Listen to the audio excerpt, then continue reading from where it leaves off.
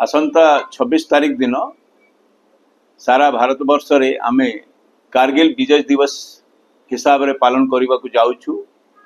यही दिवसटा आपण समस्ते जानते 1969 मसीह जो पाकिस्तान आम टेरिटरी भितर प्रवेश करी जाइथिला ताकू पुनरुद्धार करथिले आमर सैनिक माने जान रो बाजी लगिकरी ताकू पुनरुद्धार करथिले एवं पाकिस्तान सेना को खेदी देथिले। सेटू सही दिवसटा को आमे विजय दिवस हिसाब रे पालन करूछु।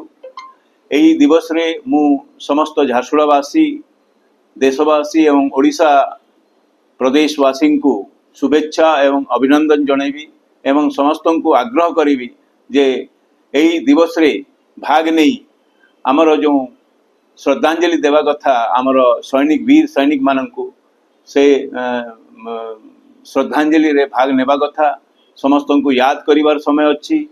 जेहेतु आमर सैनिक माने एते परिश्रम करी निजर जीवन रो बाजी लगे करी जो हिसाब रे देश को रक्षा करुछंती तापाई आमे एठी आराम रे रही पारुछु आम घरे रही पारुछु।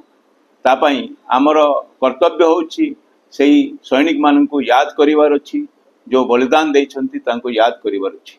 एही दिवस रे मु समस्त को पुणी थरे श्रद्धांजलि एवं अभिनंदन जणै कि तांको श्रद्धांजलि जणाउछि एवं देशवासी को अभिनंदन जणै कि मोर शुभेच्छा व्यक्त करू।